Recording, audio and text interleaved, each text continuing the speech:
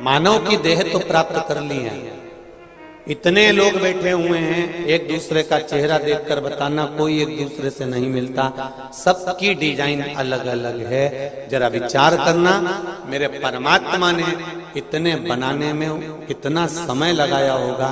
तो पार्वती जी शिव जी से कहती है एक सांचा बना लो, उसमें ढाल लो, सारे गणेश जी एक जैसे दिखेंगे, सारी मूर्तियां एक जैसी नजर आएगी, सारा मनुष्य एक जैसा दिखेगा।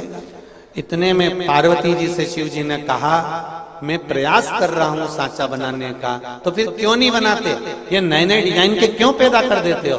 शंकर जी बोले हर बार सांचा बनाने का प्रयास करता हूं कि अब की बार सही पुतला बन जाएगा, इसके जैसे दूसरे बनाना चालू कर दूंगा। पर जन्म देने के बाद उसको जब पृथ्वी पर भेजता हूं, माता के गर्भ में उल्टा लटका रहता है, दोनों मुष्टिकाएं बंद होती है और कहता है मुझे गर्भ से बाहर निकाल दो, मैं भजन करूंगा भजन करूंगा, और गर्भ से निकलकर मैं तो भोजन करूंगा चालू हो जाता है। तो बड़ा सोचना पड़ता है। भगवान कहते हैं मुझे सोचना पड़ता है कि मैंने बनाया सांचा था, मैंने सोचा था कि अब इसके जैसा सारा संसार बना दूंगा, पर मुझे क्या मालूम था कि ये नीचे जाके फिर गड़बड़ हो जाएगा। भेजा था भजन के लिए, लग जाएगा भोजन में, भेजना था सत्संग में, पहुंच गया सिनेमा में।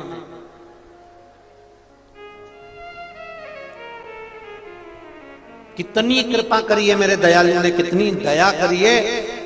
हाथ दिए सेवा के लिए, दान के लिए, नेत्र दिए दर्शन के लिए, मुख दिया भजन के लिए, कर्ण दिए श्रवण के लिए।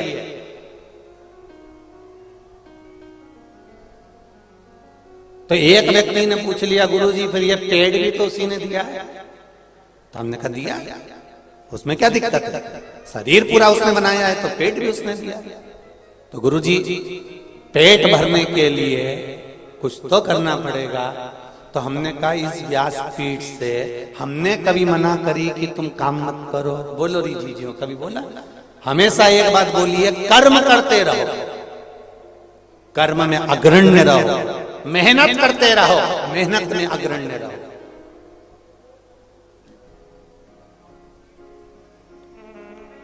जब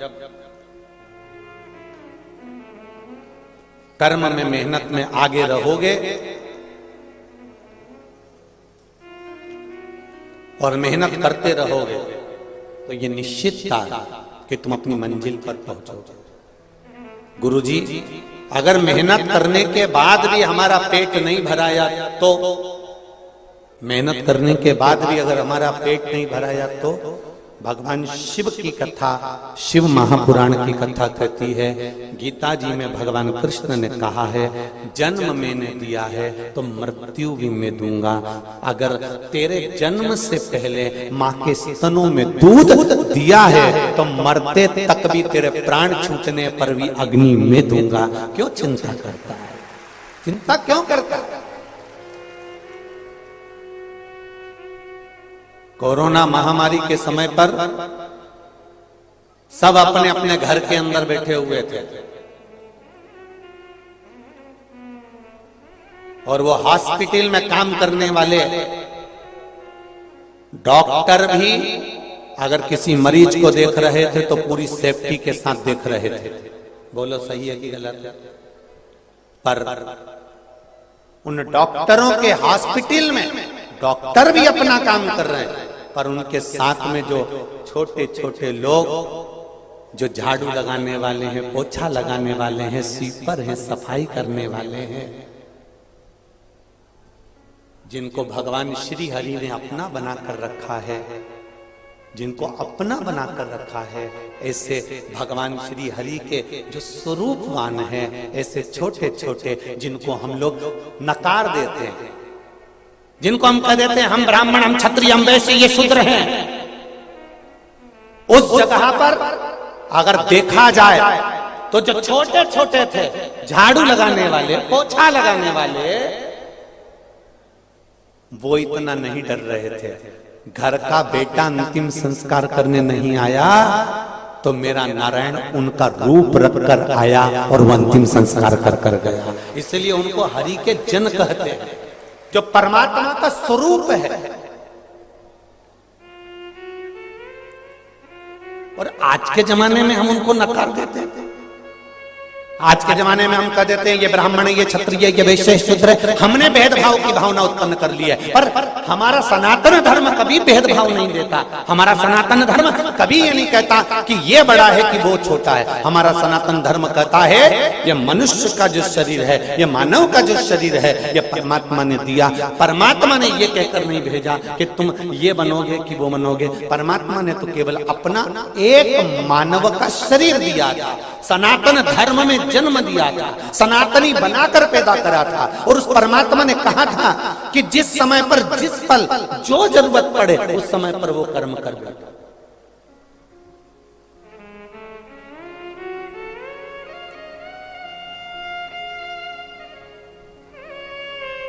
जैसे आपके और हमारे बीवी बच्चे हैं, क्या उनके बीवी बच्चे नहीं थे? वो भी तो संभालते थे, वो भी तो शमशान तक लेकर जाते थे, वो भी तो एम्बुलेंस चलाते थे।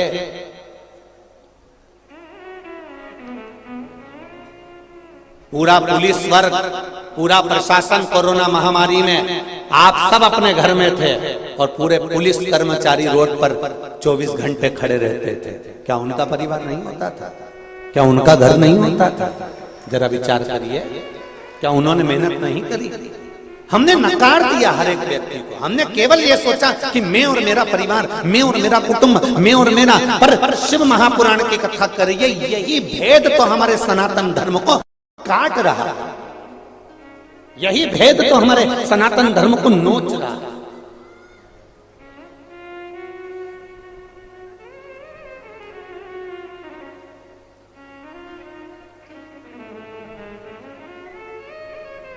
सबसे बड़ा सुख है हमारी एकता में, सबसे बड़ा आनंद है हमारी एकजुटता, हमारा संगठन, हमारी एकजुटता, हमारा संगठन। आज इतनी संख्या में आप लोग आए हो, लाखों की संख्या में पहुंचे हुए हो, ये आपका संगठन ये दिखाता है। और एक बात और कहना चाहूंगा आज इस व्यासपीठ से, जब आप इतनी संख्या में आए हो तो रायपुर के कई लोग तो अपने घर से निकलना नहीं चाह रहे थे, तो भी आधी रात को आके 10 बजे के बाद अपनी पत्नी को गाड़ी पे लाकर देख रहे हैं आखिर ये हो क्या रहा है।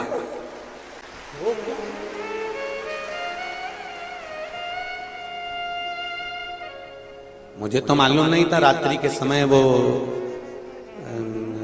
विकास उपाध्याय जी के यहाँ शिव जी का मंदिर है, तो बाबा के मंदिर का दर्शन करने के लिए हम गए थे। तो वहां से आते आते हमारा एक नियम है, 7 दिन की कथा में एक दिन हम जो लोग ठहरते हैं उनसे मिलने जाते हैं। अब 5 दिन की कथा में कल कई दिन था। हमने बसंत जी से कहा जरा चलिए, और आए, मिले। तब मालूम पड़ा कि पूरी रोड पर जितने दिन में है उतने रात को 11 बजे तक, और क्या सेवादार सेवा दे रहे थे। ना जाने कौन कौन सी संस्थाओं के नाम बोलूं, मैं गाड़ी में तो पढ़ भी नहीं पा रहा था। ऐसी ऐसी संस्थाएं, ऐसे ऐसे मंदिर वाले, ऐसी ऐसी समितियां, कोई पोहा बांट रही है, कोई खिचड़ी बांट रही है, कोई चाय बांट रही है, कोई समोसा बांट रही है, कोई कचौड़ी, कोई पूड़ी, कोई सब्जी, कोई चाय। पूरी संस्था वो रोड से लेके यहाँ रोड तक सब दूर, और लोग इतने प्रेम से खा रहे हैं, इतने प्रेम से आनंद ले रहे हैं। शायद रायपुर के इतिहास में ये नजारा फिर नहीं देखने को मिल सकता, शायद।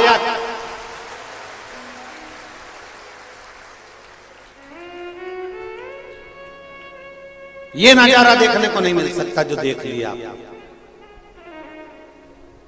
ये आपकी एकता में जो आनंद दिखाया है, आपके स्वरूप ने जो आनंद दिखाया है, तो लोगों को भी हृदय में उमंग उत्पन्न हुई कि हम भी चल के देखें आखिर शिव पुराण में है क्या।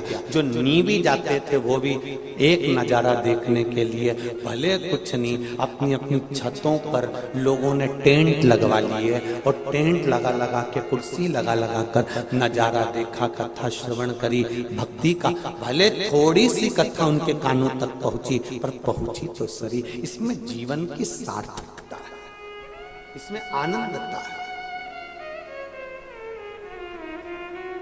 और इसी को आनंद कहते हैं। सुख और आनंद में क्या अंतर है? बोलो री छत्तीसगढ़ वाली जीजियों और जितने जीजा बैठे हैं। सुख और आनंद में क्या अंतर हो सकता है? शिव महापुराण कहती है सुख केवल तुम भोगते हो, सुख केवल तुम्हारा परिवार भोगता है, और आनंद पूरा समाज और पूरा गांव भोगता है। उसको आनंद कहते हैं।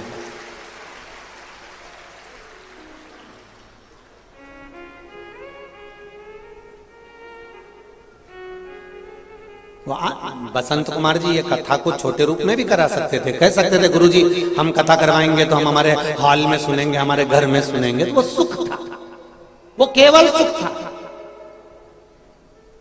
कि स्वयं के लिए जो लिया गया, स्वयं की गाड़ी, स्वयं का आनंद, स्वयं का सुख, वो सुख है।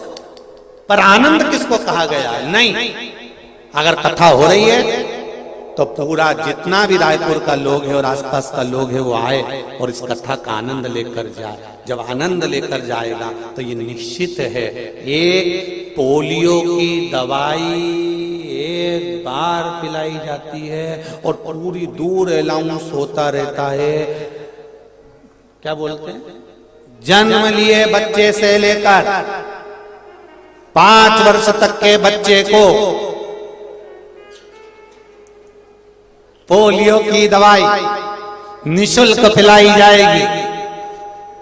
जो बच्चा पोलियो की दवाई नहीं पिएगा वो हाथ पैर से विकलांग, बोलो बोलो जम के, हो जाएगा।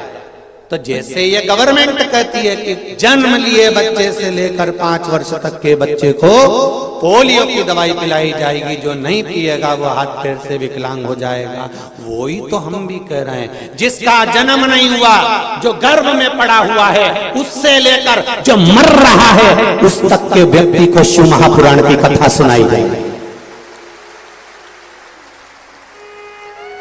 पोलियो की दवाई नहीं पियोगे तो हाथ पैर से विकलांग हो जाओगे, और शिव महापुराण की कथा नहीं सुने तो अपनी चित्त वृत्ति से, अपने सनातन धर्म से भी तुम विकलांग हो जाओगे। इसलिए सुनो और अपने जीवन में धारण करो।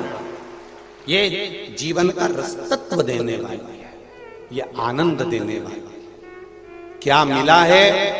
जितने लोग इस कथा को सुन रहे हैं, चाहे रोड पर बैठ के सुने, चाहे कहीं एक और बैठकर सुने, चाहे बिल्डिंगों पर बैठकर सुने, चाहे पंडाल में सुने, चाहे आस्था चैनल, चाहे फेसबुक यूट्यूब पर सुनो, क्या मिला, क्या दिया भोलेनाथ ने तुमको, ये हमको नहीं मालूम, पर इतना जरूर जानते हैं, ये मेरा विश्वास कहता है कि मेरे भोलेनाथ ने तुमको क्या दिया और 3 महीने में क्या देगा, ये अगली कथा के जो पत्र आएंगे उसमें तुम्हारा पत्र बताएगा कि क्या दिया तुमको, शिवजी ने क्या प्रदान करा तुमको।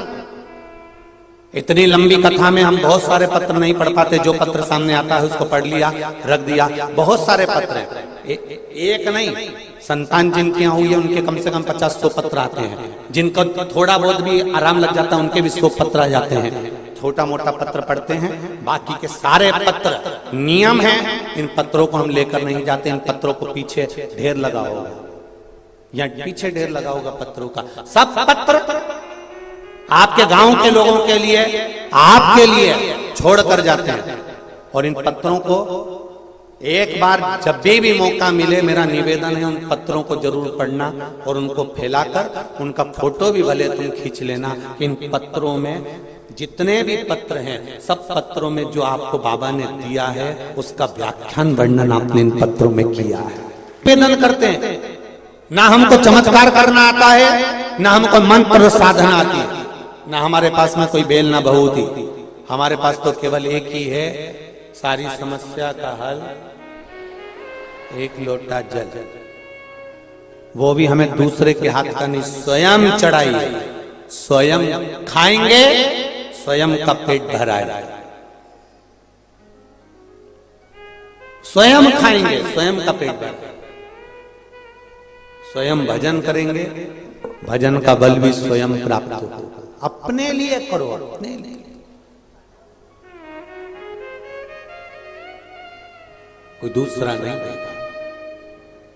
महाराज खूब आनंद के साथ में सुख में और आनंद में अंतर है। सुख खुद के लिए भोगा जाता है और आनंद सबके बीच में लिया जाता है। जैसे यीशु महापुराण की कथा, यह आनंद का विषय है, आनंद का विषय। जब एक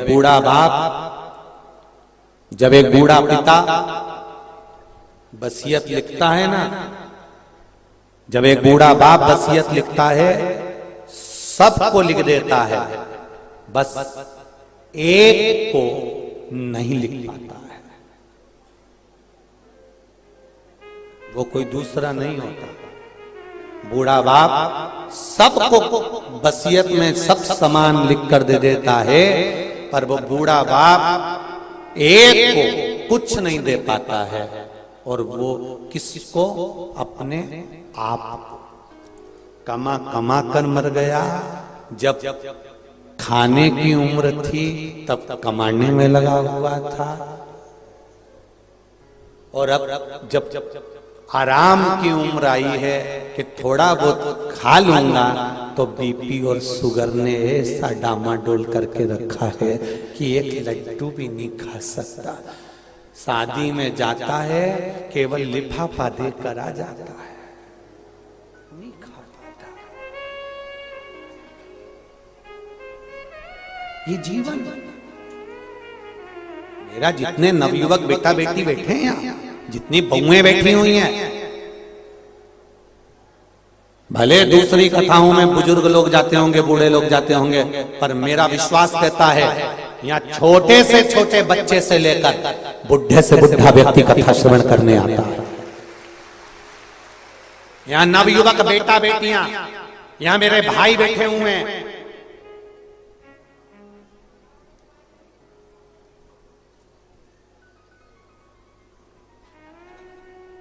यहाँ मेरे भाई लोग भी बैठे हैं, यहाँ बेटा बेटियां भी बैठे हैं, नवयुवक बच्चे बैठे हुए हैं।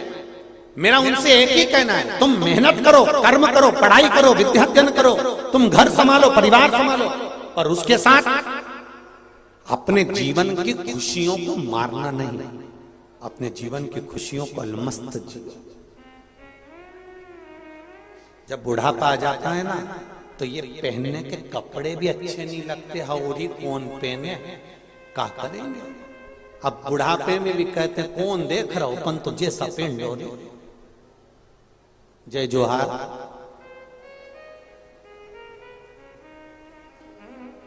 जय जोहार। अब जैसा मिला है वैसा कहा करें।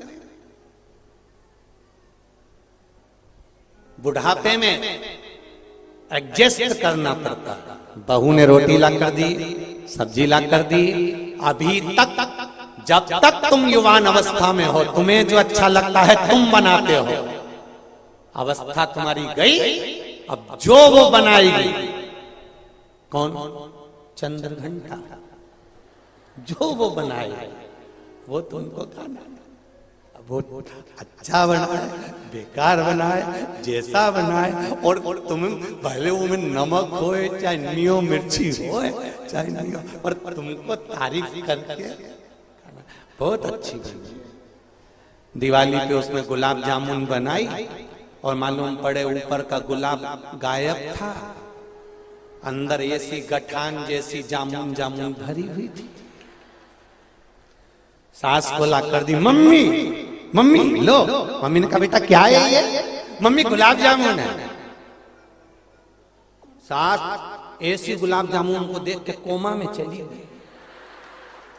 ऐसी इसके ऊपर का काला काला लाल लाल वो काट गया, अंदर की केवल गुठली थी, बाकी ऊपर का गायब था। और मैं छाती पे खड़ी पल्लू लेके, कैसी लग रही?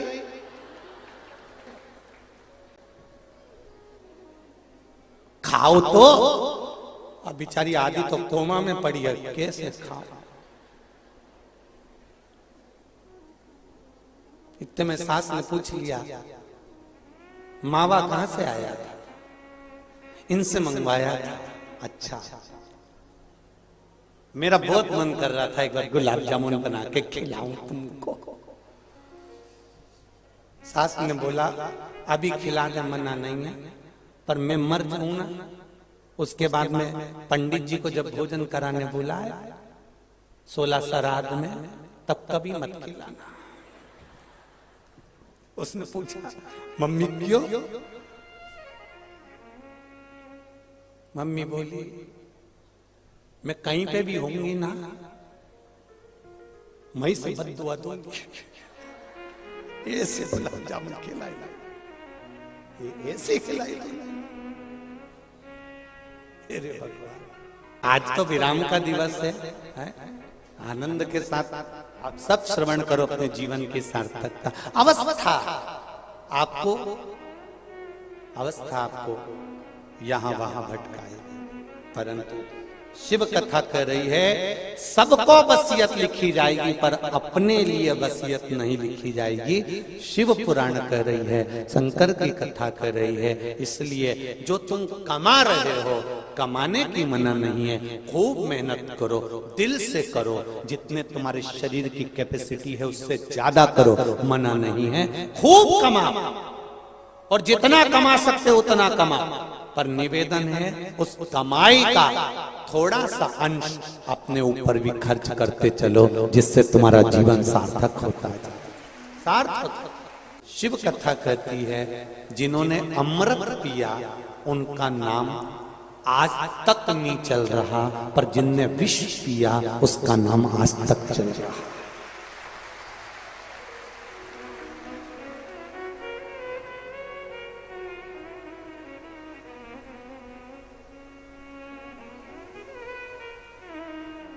जिनने अमृत पिया उसको कौन याद कर रहा है ये नहीं मालूम, पर जिसने विष पिया उसका नाम पड़ गया नीलकंठ महादेव, नीलकंठेश्वर महादेव, नीलकंठ महादेव।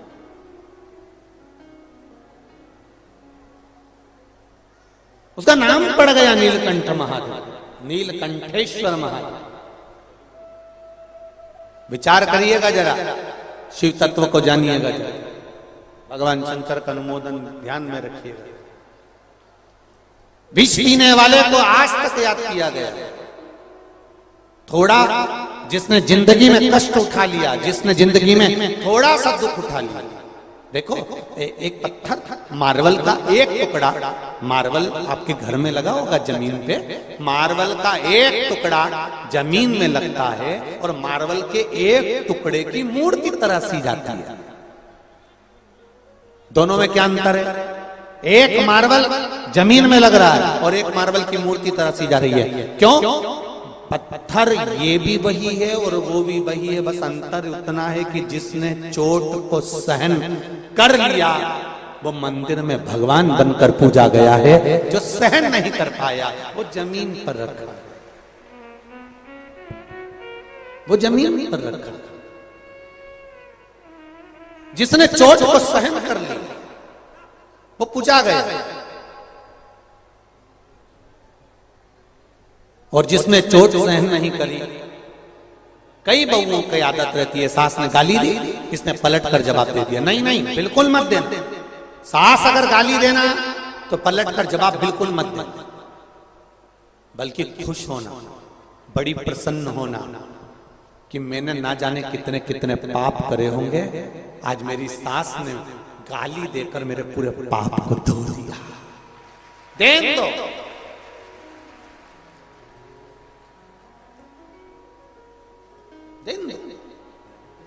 और मेरा बहुओं से भी, सासुओं से भी निवेदन है, अगर बहू कुछ कह भी देती है ना तो थोड़ा सा अपनी वाणी पर संयम रखते हुए कह रही है ना, कहने दो। आपको मालूम पड़ना चाहिए कि संस्कार क्या झलक रहे हैं। आपको कहकर बताने की जरूरत नहीं, आप शब्द कहने की जरूरत नहीं।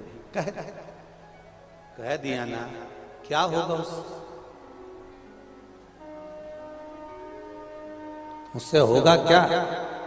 अच्छा एक बात और अच्छे से समझ लो जरा, छत्तीसगढ़ वालों बहुत आनंद में समझना। कोई आपको गाली दे देगा तो आपका आधा किलो वजन कम हो जाएगा क्या? जम के बोलो जरा। नहीं, जो कपड़े पहने हो वो फट जाएंगे क्या? नहीं। अगर गाली देने से, अपशब्द कहने से, ताना देने से 24 घंटे आपकी बुराइयां निकालने से आपका कुछ बुरा हो रहा है क्या? नहीं, कुछ नहीं होगा। जितनी बुराइयां निकाली जाएगी उतने ही आप चमकते चले जाएंगे, आगे बढ़ते चले जाएंगे। निकाल,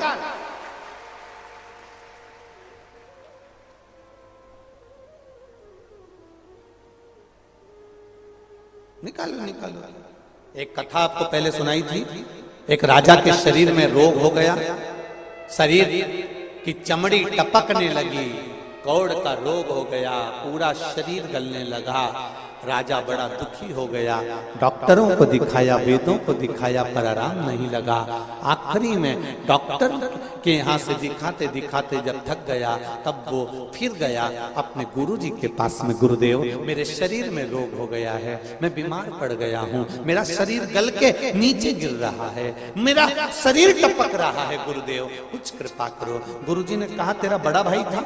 हाँ। बड़ी भाभी? हाँ। बड़ा भाई तो मर गया, पर भाभी है? गुरुजी बोले, जहां भाभी सोती है उसके कमरे के बाहर चुपचाप से दरी बिछाकर सो जाना, किसी को मत कहना, तू ठीक होना चालू हो जाएगा, किसी को बोलना मत, जा सो। वो रोज जाता, दरी बिछाता, सो जाता, रोज जाता, दरी बिछाता, सो जाता। एक नौकरानी ने देख लिया, नौकरानी ने दूसरी नौकरानी से कहा, उसने तीसरी से कहा, चौथी से कहा, पूरे नगर में बात फैल गई, राजा इतना बड़ा खोड़ला है कि अपनी भाभी के कमरे में जाकर सोता है। लोगों ने अपशब्द कहना चालू कर दिए, ताने देना चालू कर दिए, गालियां देना चालू कर दी, आड़ा टेढ़ा बोलना चालू कर दिया। धीरे धीरे धीरे धीरे राजा का शरीर ठीक हो गया। गुरुजी के चरणों में जाकर बोला, गुरुदेव मैं ठीक हो गया, मैं ठीक। पर गुरुदेव, सारे डॉक्टरों की दवा काम नहीं आई, आपने केवल भाभी के कमरे के बाहर सोने का बोला और मैं ठीक हो गया। ऐसे कैसे हो गया? गुरुजी ने कहा, राजन तेरा पाप बहुत बढ़ गया था, उस पाप को कम करवाने के लिए पूरे नगर में तेरी बुराई करवाई है। जितना लोग तुझे गाली देंगे, अपशब्द कहेंगे, ताना देंगे, तू उतनी जल्दी ठीक हो जाएगा। गुरुदेव आपकी कृपा। कोई बुराई करे, अपशब्द कहे, ताना दे, गाली दे, आड़ा टेढ़ा बोले, जितने आड़ा टेढ़ा बोलना बोलने दो, जितना अपशब्द कहना कहने दो, जितनी गाली देना देने दो, जितनी गलतियां निकालना निकालने दो। आप अपनी मस्ती में आगे बढ़ते चले जाओ, बढ़ते आप उन्नति की सीढ़ी पर बढ़ते चले जाओगे। गाली देने वाला, ताना देने वाला, अपशब्द कहने वाला अपने आप नीचे नीचे नीचे नीचे दबता चले जाएगा। कितनी बार बुराई करोगे, कितनी बार अपशब्द कहोगे, कितने बार ताने दोगे? व्यक्ति एक बार देखेगा, दो बार देखेगा, तीन बार देखेगा, चौथे बार लोग ही कह देंगे इनकी तो आदत पड़ी हुई है गाली देने की, अपशब्द कहने की, ताना देने की। आग लगे बस्ती में,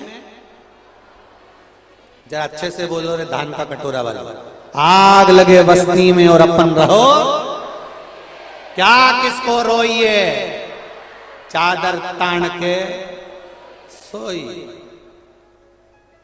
और जो जितना जितना आड़ा टेढ़ा बोले उसके सामने उतना जोरदार सुरमा लगा के चाहिए, उतने क्यों बोल बोल तो बोल, अपने कई दिक्कत। मैं तो चली वृंदावन राणा, मेरे तो भाग जगे, तेरे महलों में आग लगे, मुझे क्या करना, क्या करना उसमें? अभी तुम भी रोज रोज कथा सुनने आई होगी, तुम्हें भी देख के लोग कह रहे होंगे अपने आप को कितनी हीरोइन बन रही है। हमसे कह रही है कि इधर बैठ जा, उधर बैठ जा, और बेच टांग टांग के इधर उधर घूमती फिर रही है। तो रुक तो जा, अभी कथा हो जाएंगे 5 दिन बाद, तो फिर देख जे मार।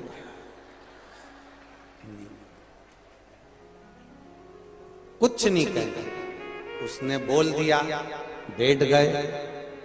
शिव महापुराण की कथा 5 दिन की हो गई। किसी के मन में कोई भेद हो, कोई विवाद हो, कार्यकर्ताओं के मन में एक दूसरे के प्रति कहीं कोई गलत बात आ जाए, तो शंकर जी की कथा जैसी पूरी हो, अक्षतम केशवम जैसे ही हो, वैसे ही कह देना मैंने 5 दिन की कथा का जो भी पाप कर्म हो, कहीं गलत बोल दिया हो, गलत सोच लिया हो, गलत विचार कर लिया हो, सब छोड़ और फिर वापिस मेरा ध्यान का कटोरा एक हो जाए, ऐसा करता बस, और कुछ नहीं।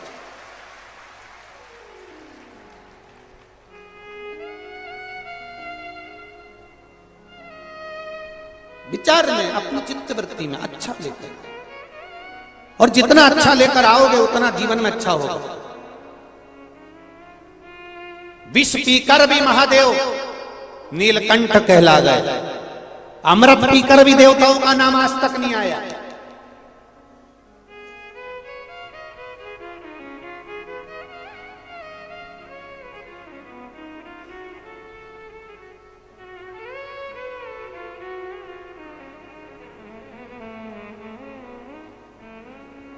पीछे बैठोगे तो सुख में रहोगे, आगे बैठोगे तो थोड़ा तकलीफ में रहोगे।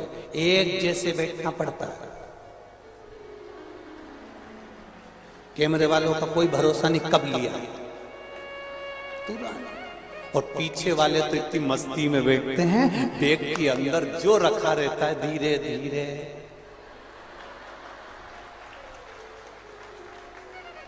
कुतुर कुतुर धीरे धीरे। और इनने देख लिया भजन आया, और भजन में ही, और जैसे ही महाराज बोले हार हार, पीछे वालों को मालूम नहीं पड़ता, तो आगे जो बैठे नहीं उनको बड़ा ध्यान रखना पड़ता है। और जैसे ही कैमरा सामने आया, वैसे पड़ोसी भी कौन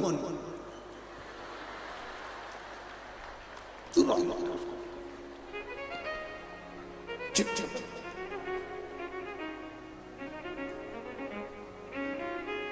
बहुत ध्यान रखना, बहुत। ये जितने भी बड़े बड़े लोग होते हैं ना, जो सामने एकदम जितने बड़े बढ़ते जाओ ना, तो बड़ा तकलीफ में रहना पड़ता है। सब ये पूछना, कोई मंत्री वगैरह हो, कोई बड़े बड़े मिनिस्टर आदि से, बेचारे कितने तकलीफ में रहते हैं। इनका मन भी करे ना किसी से मिलने का तो नहीं मिल सकते, इनका मन करे कुछ खाने का तो खा नहीं सकते। इनका पत्नी भी कहना कि चाउमीन का ठेला, पत्नी से भी कह तेरे हाथ जोड़ चुपचाप रहे, नहीं जा सकते, पूछना इनसे।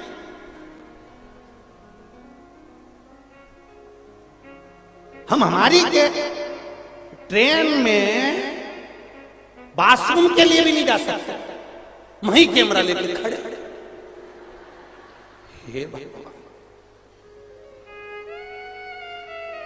अब बाथरूम का गेट बंद कर के एक सेल्फी, तो हम भी कहते बंद तो कर ले, ये पहले बंद हो जाए फिर सेल्फी ले। अब बहुत छोटे रहिए, बहुत छोटे। जो ज्यादा बड़ा होता है उसको बहुत सुनकर चलना पड़ता है। घर में 2 बहुएं होती है, एक बड़ी एक छोटी। बड़ी को बहुत संभल कर चलना पड़ता है, संभाल कर परिवार चलना पड़ता है। छोटी काम करे तो ठीक, नहीं करे तो ठीक, अपने कमरे में जाके सो जाए तो ठीक। सास से क्यों कि वो छोटी काम नहीं कर रही, तो एक ही बात कहती अभी छोटी है। और बड़ी अगर ऐसा कर दे तो तू तो अक्ल है ना तेरे में, तू तो बड़ी है ना, तू तो समझदार है ना। शादी घर में और बड़ी बहू पूरा काम करती फिर रही, और छोटी इतनी मेहंदी मंडवा के 4 तकिए पे हाथ रख के यूं पड़ी। और जब मेहंदी मेहंदी मंडा गई, तैयार होके शादी में आगे गई, सारा घर का फैलारा बड़ी वाली उठा रही, और छोटी जाके सबसे पहले पानी पतासा छपका खुआ के और घूमती फिरती बात करती, अपने पति के साथ फोटो वोटो खिंचवा ली, और एक बेचारी काम में लगी रही। जो ज्यादा संभालने में लगा रहता है उसकी जिंदगी पूरी संभालने में निकल जाती है। इसलिए छोटे बनने में फायदा है। जितने छोटे बनोगे उतना मेहंदी उतना एंजॉय नहीं बनना अपन को ज्यादा बड़े। ना ज्यादा विद्वान बनो, ना ज्यादा ज्ञानी बनो। मेरे राम जी महाराज भी अपने गुरु जी के दरवाजे पर पढ़ने के लिए गए थे।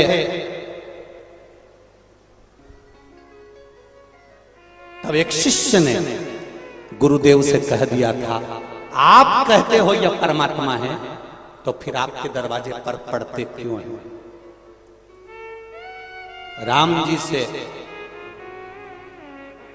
राम जी सामने बैठे हैं और शिष्य कहते हैं, गुरुदेव आप कहते हो यह परमात्मा है।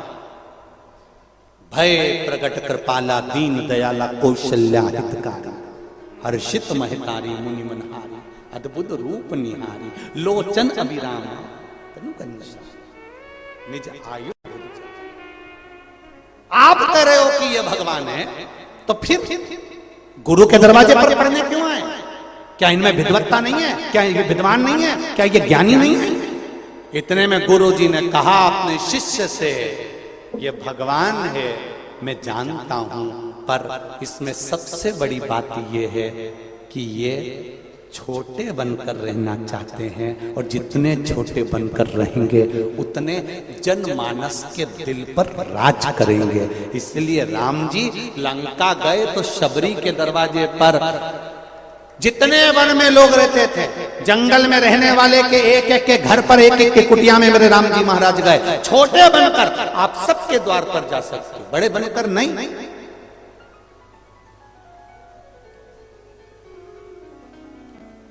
हम सुहेला में कथा करने गए, एक किसी भक्त ने कहा आप हमारे घर आना। हम सुहेला में उनके घर गए तो उनका दरवाजा छोटा सा, इतना छोटा सा, दरवाजे पे 2 दिए लगे हुए थे और दरवाजा बहुत छोटा सा। जरा सीखो, आज के दरवाजे बड़े बड़े हो गए, पुराने घर के दरवाजे छोटे होते थे। क्यों? वो पुराने दरवाजे हमको सीख देते थे, कितने भी बड़े परिवार की लड़की आ जाए, कितने भी करोड़पति की बहू आ जाए, हमारे घर में झुक के चलना सीख जाए, नहीं झुकेगी तो माथा भड़क के झुकेगी।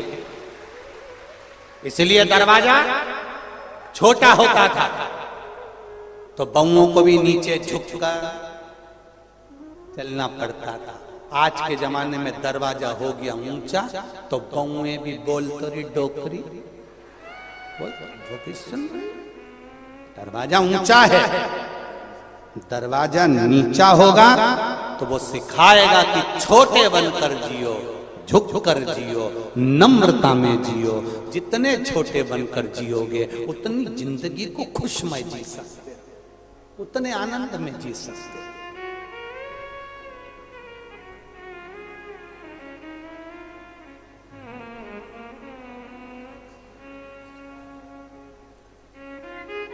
शिव जी समय आया, शंकर भगवान की जो आनंदमय लीला थी वो लीला का गुणगान हुआ।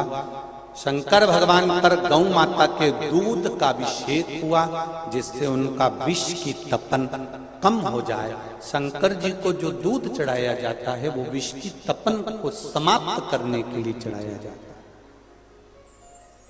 शिव जी को जो दूध चढ़ाया जाता है वो हमारे घर की तपन को भी समाप्त करने के लिए चढ़ाया जाता है।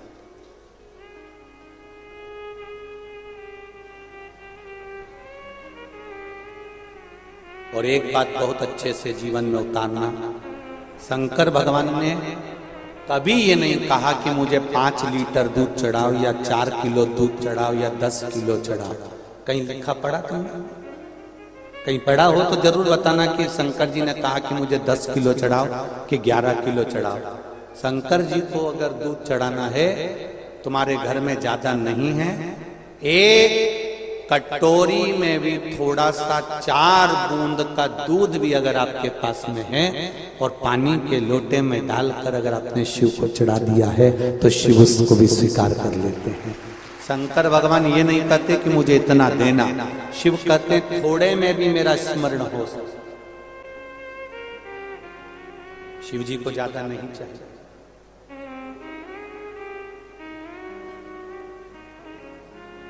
थोड़ा दो पर दिल से दो।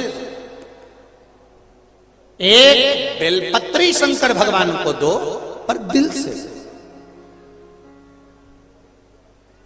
और एक बेलपत्री चढ़ाते समय तुम्हारे मन में यह भाव उत्पन्न हो जाना चाहिए कि एक बेलपत्री का वृक्ष मैं जरूर लगाऊंगी, इसलिए लगाऊंगी क्योंकि मैं मरकर भी चली गई तो मेरे भोलेनाथ को मेरे लगाए हुए वृक्ष की बेलपत्र कोई भी चढ़ाता रहे, इसलिए लगाता। एक बेलपत्र शिव जी को दे रहे हो तो वो दिल दे, ज्यादा नहीं चाहिए शंकर बाबा। पहले के जमाने में तो बेलपत्र चढ़ी रहती थी, सब चढ़ा रहता था, पड़ा रहता था, कोई आता था तो उठाता था। आज के जमाने में तो शंकर जी के मंदिर में बेलपत्र ढूंढना ही मुश्किल पड़ जाता है। जो चढ़ा के जाता है वो दूसरे की उठा के ले जाता है, खा जाता है, क्योंकि औषधि है, औषधि।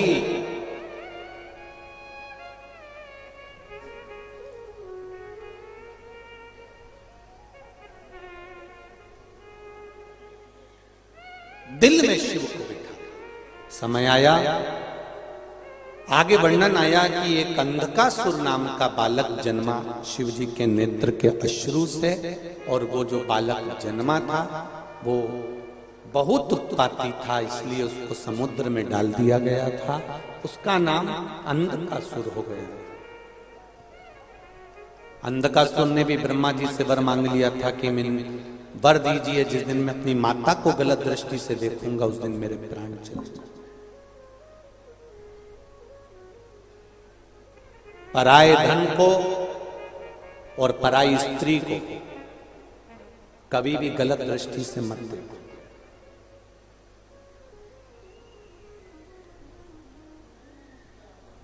पराये धन को भी अगर तुमने गलत दृष्टि से देखा है कि मुझे ये चुरा लेना है, ये मुझे ले लेना है, वो बर्बाद कर देगा। और पराई स्त्री को भी गलत दृष्टि से मत देखो, उसके स्वरूप को गलत मत मानो। प्रत्येक भारत की भूमि पर जन्म लेने वाली जितनी माताएं हैं उन सब नारी शक्ति में कहीं ना कहीं में माता पार्वती का स्वरूप है, ये जानकर नमन करते हैं। जानकर उसका एक स्वरूप हमारे यहाँ।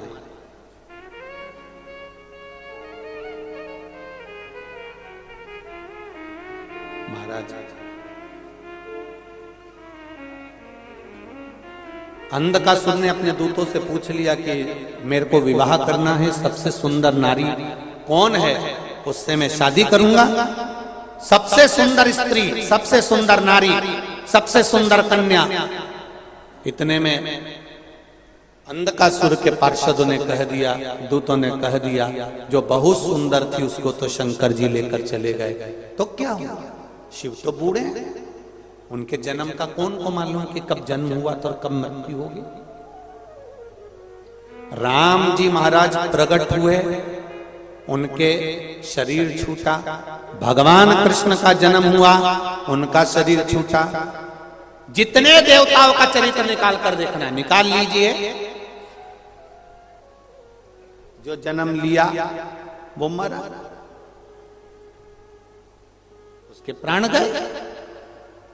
चाहे आप रामकृष्ण परमहंस, चैतन्य महाप्रभु, ध्रुव, प्रहलाद, गौतम बुद्ध, महावीर स्वामी, ऋषभ देव जी, रविदास जी, मीराबाई, कर्माबाई, तुकाराम, जितने जन्म हैं उनके जाने का भी चरित्र है। पर कहीं ये चरित्र कहीं लिखा हो तो मुझे जरूर भेजना कि शंकर भगवान का जन्म हुआ था और शंकर भगवान प्राण भी छोड़े थे या मरे थे या प्राण छूट गए होंगे। वो ना तो जन्मा है और ना वो मरा है, वो तो स्वयं प्रकट है। इसलिए उसका नाम देवाधिदेव महादेव शंभू है। उसको लोग शंभू कहते हैं। शंभू का मतलब क्या होता है? स्वयंभू। शंभू का मतलब क्या? बोलो बोलो, जम के बोलो जरा। स्वयंभू। उसको लोग शंभू कहते हैं। स्वयंभू है, वो स्वयं प्रकट हुआ, ना जन्म लेता है ना वो मरता है। इसलिए अमरनाथ की गुफा में बैठकर भी अमर कथा सुना देता है। दुनिया में केवल एक है जो मरने वाले को भी गुरु मंत्र देकर, तारक मंत्र देकर उसको भी तार देता है, वो केवल देवाधिदेव महादेव है। क्योंकि मरे ही नहीं, प्राण छूटे ही नहीं, अजर अमर है, वो जाता ही नहीं। छत्तीसगढ़ की ये पावन धरा पर जो शिव महापुराण की कथा चल रही है, जितने श्रोता भाई बहन आस्था चैनल पर, फेसबुक, यूट्यूब पर कथा सुन रहे हैं और जितने छत्तीसगढ़ की भूमि पर सुन रहे हैं, मैं आपको नमन करता हूं। आपके भीतर का विश्वास इतना जाग चुका है, आपके भीतर का बल विश्वास इतना है कि आप जानते हो किसी को भटकाने की जरूरत नहीं पड़ती। आज के जमाने में कि सियोर वाला महाराज तुमको भटका देगा या संसार का कोई व्यक्ति तुम्हें भटका देगा। सब पढ़े लिखे हो, सब दो रोटी खा रहे हो, सब आनंद की जिंदगी जी रहे हो, तुम्हें मालूम है कि तुम्हारा अच्छा और पूरा किस चीज में है। इसलिए निवेदन है, शंकर के मंदिर में एक लोटा जल चढ़ाना कोई प्रपंच नहीं होता, कोई ढोंग नहीं होता, दिखावा नहीं होता। यह हृदय का विश्वास है कि शिव को प्रकट कर, यह आपका विश्वास। कई लोग कहते हैं शिव मंदिर में जाने का बोलते हो, आप गुरुजी बोलते हो कि शंकर जी के मंदिर जाओ, शंकर जी के मंदिर जाओ, शंकर जी के मंदिर जाओ। कभी नहीं बोलते कि शिव हो रहा, क्या करेंगे, अभी इतने सारे आ गए, सब हिल गए। तुम सियोर आते हो तो वहां भी हिल जाते हैं, कहा करोगे? आप कहते हो शिव मंदिर जाओ, क्यों कहते हो? हमारा एक निवेदन, हमने अपनी जिंदगी में बचपन में देखा है, आपने भी बचपन में देखा होगा। जितनों ने बचपन में देखा है इस कथा को सुनकर हाथ जरूर उठाना। एक चुंबक को दूसरे लोहे के साथ चिपका के रख दो, 2-4 दिन, 8 दिन, 15 दिन, फिर चुंबक हटा दो, जो लोहे का कण है ना उसको फिर फेर के देखना, वो भी दूसरे को खींचना चालू कर देता है। किस किस ने देखा, जरा हाथ उठा। देखा सबने? ये चुंबक का गुण है, रखो। ये हमने बचपन में देखा, जो बचपन में देखा वो हमने इस स्पीड से कहा। एक चुंबक दूसरे लोहे को चिपका लेती है, 15-20 दिन तक चिपका के रखने के बाद चुंबक को हटा दो, चुंबक का गुण उस लोहे में आ जाता है, फिर वो लोहा दूसरी चीज को खींचना चालू कर देता है। उसी तरह आप शिव रूपी चुंबक के पास जाकर चिपको तो आप स्वयं दूसरे को भी आप शिव की शरण में ला सकते हो। ये बल है आप, भक्ति ही आपके पास, भजन ही आपके पास। महाराज अंधकासुर के प्राण हरने के लिए माता पार्वती जी को जो गलत दृष्टि से देखा, पार्वती जी ने प्राण हर लिए। शिव जी ने काल भैरव के रूप में अवतरित होकर काल भैरव बनकर इस अंधकासुर के प्राणों को हरा। आगे जो चरित्र आया है भगवान शंकर की पावन कथा कर तत्व ग्रहण करते हुए वर्णन किया गया कि जीव की जो अनंतता आनंदता है वही शिव।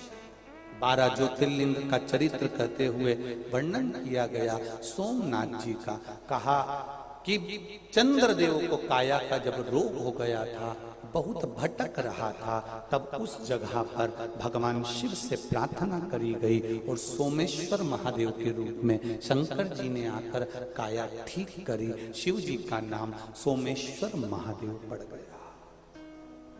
अगला वर्णन आया मल्लिकार्जुन, कार्तिकेय बाबा रुष्ट होकर गए, तो जब रुष्ट होकर जाते हैं तो शिव जी माता पार्वती जी के साथ में उनको मनाने के लिए जाते हैं। मनाने के लिए गए, भगवान श्री शैलम पर मल्लिकार्जुन के रूप में विराजमान। अगला वर्णन आया है महाकाल दूषण नाम के राक्षस का संहार करने के लिए भगवान प्रकट। भगवान के प्रागट्य का कारण दूषण नाम के राक्षस का संहार।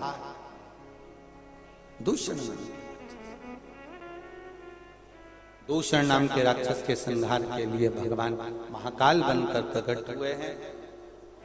अगला वर्णन आया है ओमकारेश्वर, बिंद नामक पर्वत में तप कर कर भगवान शिव को यहां विराजमान किया। फिर वर्णन आया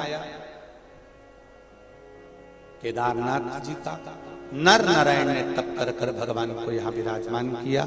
भीमाशंकर कुंभकर्ण की पत्नी करकटी, करकटी के पुत्र भीम, और भीम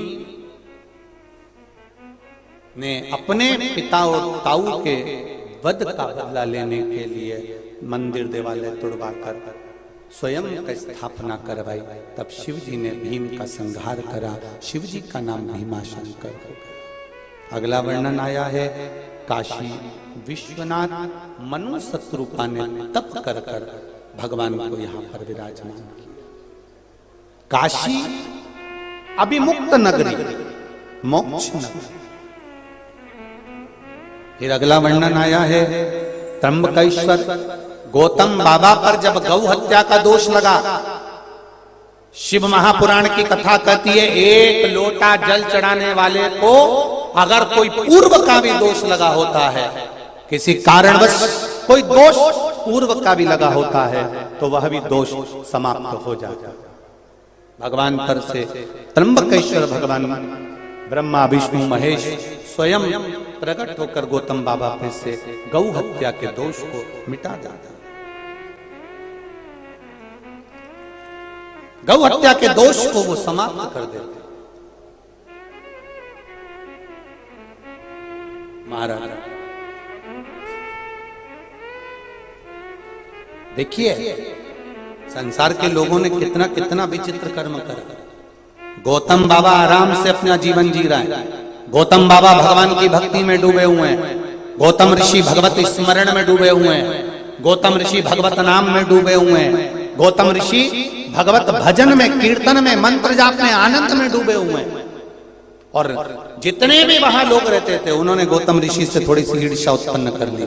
ईर्ष्या उत्पन्न करी तो उन्होंने सोचा करें क्या, इसको तो भगवान की भक्ति में डूबा रहता है, भजन में डूबा रहता है, इसका नाम कैसे खराब करें, इसको कैसे हम नीचे गिराएं। तो उन्होंने सोचा एक काम करते हैं, गणेश जी को गाय बनाते हैं और गाय बनाकर गणेश जी को कह देते हैं कि तू गौतम ऋषि के आश्रम में अपना प्राण त्याग दे। गणेश जी को निवेदन करा, गणेश जी आप गौतम ऋषि के आश्रम में जाके प्राणों को त्याग दो।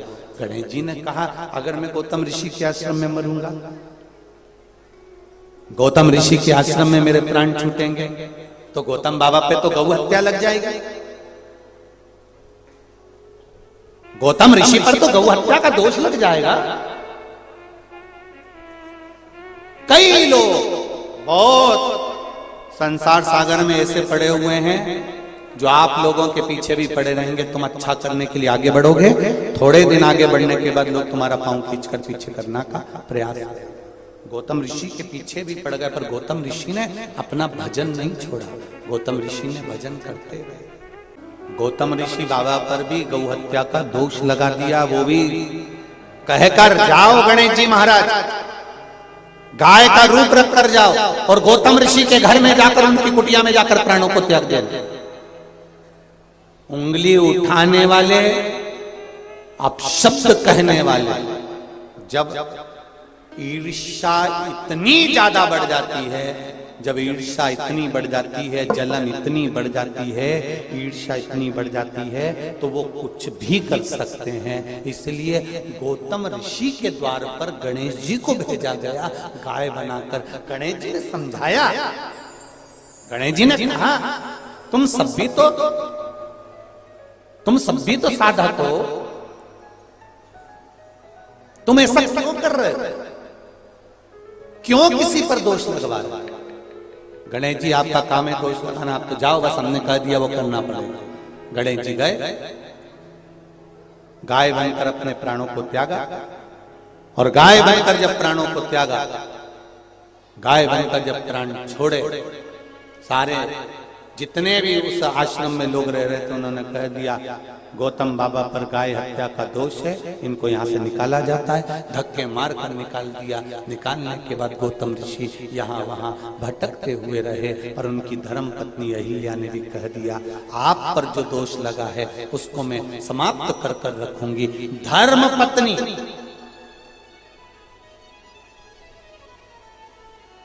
धर्म पत्नी, पतिव्रता धर्म का पालन करने वाली धर्म पत्नी आज गौतम ऋषि बाबा को गौ हत्या के दोष से मुक्त करने का प्रयास कर रही है। आपसे भी निवेदन है, धर्म पत्नी का पद कोई साधारण नहीं होता। आपकी मांग का सिंदूर वो बल रखता है कि कहीं से भी विजय प्राप्त कर आ सकते। आपकी मांग का सिंदूर वो बल रखता है कि आप कहीं से भी विजय प्राप्त कर आ सकते, उसमें वो बल है।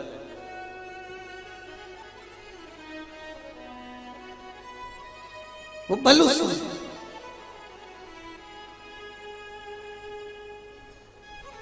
गौतम बाबा की पत्नी से गौतम ऋषि जी ने कहा कि तू अहिल्या क्या कर लेगी? दुनिया के लोगों के सामने मेरे कुटिया में, मेरे घर में गाय मरी पड़ी है, लोग तो यही कहेंगे ना कि मैंने मार दी होगी। दुनिया के लोग तो यही कहेंगे कि मैंने मारा होगा। अरे भाई, एक संत गौतम ऋषि को, एक ऋषि वर को भी लोगों ने उंगली उठाने के पीछे, एक ऋषि पर भी लोगों ने उंगली उठा दी और जान करके उनके आश्रम में गाय को मारकर पटक दिया। ये संसार के लोगों की चित्तवृत्ति में आना चाहिए कि दुनिया किसी को नीचे गिराने के लिए कितना कितना प्रयास कर सकती है। इसलिए निवेदन है, सावधानी से अपनी जिंदगी जियो। ये संसार कोयले की खान है, इसमें से धीरे से निकल जाना बड़ा कठिन है। बहुत सावधानी से भजन के बल पर निकला जा सकता है, स्मरण के बल पर निकला जा सकता है। भजन, श्री शिवाय भजन के बल से निकल सकता। गौतम बाबा अपनी धर्मपत्नी अहिल्या से कहते हैं कि मुश्किल है कि मैं इस दोष से मुक्त हूं। समझाया ऐसे कैसे नहीं हो सकता। अहिल्या ने ब्रह्मा विष्णु महेश का आवाहन किया, स्मरण किया। माता अहिल्या ने जब ब्रह्मा विष्णु महेश का आवाहन करा, स्मरण करा, उनके पूजन में तल्लीन हो गई, तब ब्रह्मा विष्णु महेश तीनों को आना ही पड़ा। ब्रह्मा विष्णु महेश तीनों को आना पड़ा और तीनों ब्रह्मा विष्णु और महेश प्रकट हुए। अंगुष्ठ की आकृति के बराबर उनका शिवलिंग का स्वरूप था तीनों का। तीनों ने प्रकट होकर आकाशवाणी के द्वारा कहा, अरे गौतम ऋषि पर जो गौ हत्या का दोष लगा है ये झूठा है।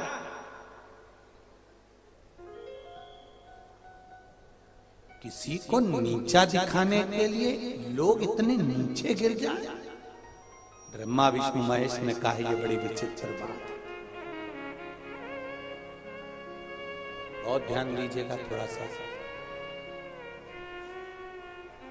गाली देने से पहले 50 बार विचार करना कि किसको गाली देना। अपशब्द कहने से पहले विचार करना कि किसको अपशब्द कह रहे हो। ताना देने से पहले विचार करना कि ताना किसको दे रहे हो, किसको दिया जा रहा है, वो विचार करिए। गौतम बाबा के लिए गौ हत्या से दोष से मुक्त करने के लिए भगवान ने त्र्यंबकेश्वर में अवतरित हुए। अगला वर्णन आया है वैद्यनाथ। रावण को लघु शंका लगने पर भगवान वैद्यनाथ जी के रूप में विराजमान। अगला वर्णन आया नागेश्वर। दारुक नाम के राक्षस का संहार करने के लिए भगवान नागेश्वर बनकर प्रकट। आज भी नियम है, स्वप्न में अगर सर्प दिखता है, किसी भी रूप में अगर सांप नजर आता है, तो फिर पान के पत्ते पर या पीपल के पत्ते पर नागेश्वर भगवान का नाम लेकर सर्प बनाकर जया, विषहरा, शामली बारी, दौतली, देव, ये 5 कन्याओं का नाम लेकर बहते पानी में डाला जाता महाराज। फिर अगला वर्णन आया है रामेश्वरम। राम जी महाराज ने भगवान शिव की स्थापना कर पूजन करा, भगवान रामेश्वर के रूप में विराजमान हुए। अगला वर्णन आया है फिर कृष्णेश्वर। सुधर्म नाम के ब्राह्मण की 2 धर्म पत्नियां थी, सुदेहा और घूष्मा। सुदेहा के यहाँ संतान नहीं थी, घूष्मा के गर्भ से संतान हुई तो वो सुदेहा को दी गई और सुदेहा ने उस संतान का लालन पालन कर उसका सुंदर आनंद में विवाह किया।